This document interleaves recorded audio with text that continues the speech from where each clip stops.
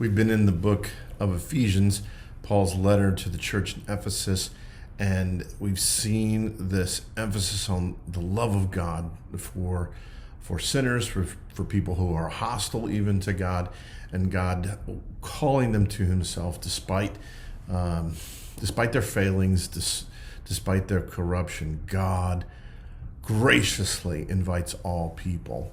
But we're also going to see in his letter that while he accepts us as we are, he won't leave us as we are. He wants to make us righteous. He wants to make us people of integrity and strength.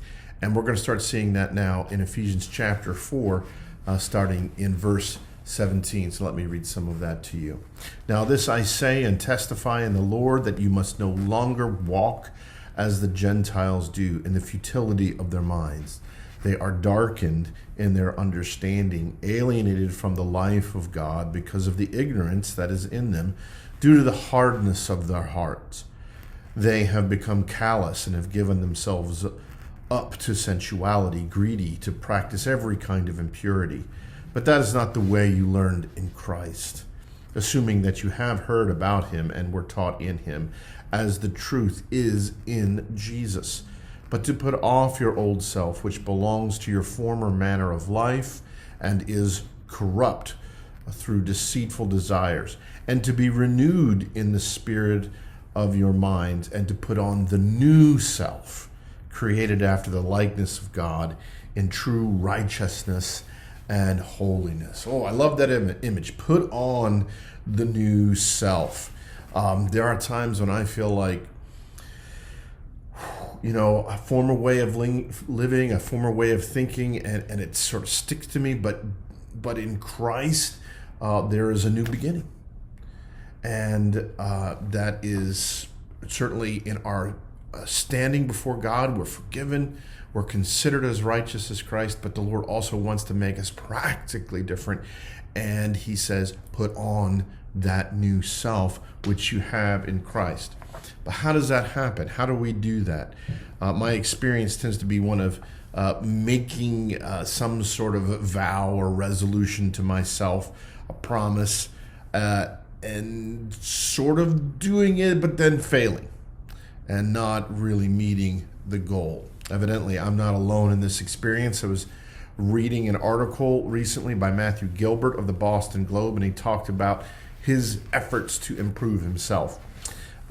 2 weeks ago, when I danced in the new year a little too breathlessly, I decided to start improving my aerobic capacity, building muscle and cutting way down on carbs, just like every resolution making pasta-loving schlub in America, the land of the gluten-free and the brave.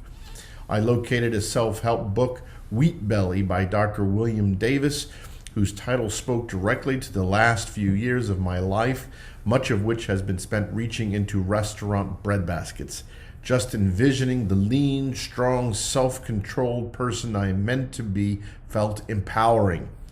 I got a hope buzz. And someday, I swear, I will open that book, which sits waiting on the bathroom bookshelf on top of You, the Owner's Manual, by Doctors Michael Rosen and Mehmet Oz. Someday I will turn my lard belly into a hard belly. We all have good intentions of improving ourselves, but sometimes becoming the new self, it's challenging. And this idea of becoming a transformed person, philosophers, religious leaders throughout the ages have sought to answer. We see Judaism and Islam and even ancient religions that have almost gone extinct, Zoroastrianism, all seeking for the better self. How do we realize the better self? Well, it doesn't happen through sheer force of will. It doesn't happen through resolutions. It comes through the grace and power of God himself. Verse 23, be renewed in the spirit of your minds. It doesn't say renew yourself. It says be renewed, meaning someone else is doing the renewing. We submit ourselves to it, but someone else does it. Who? The Spirit of God. And that is where we place our active participating faith. And in so doing, we will know the new self when we have a better sense that we are already loved, but called to a better version of ourselves. We no longer feel the shame of stumbling, of failure, but know the hope of continuing on and realizing the truth that we are forgiven and redeemed. It begins to show itself in transformed living. Being shown grace helps us show it. Blessings on you all.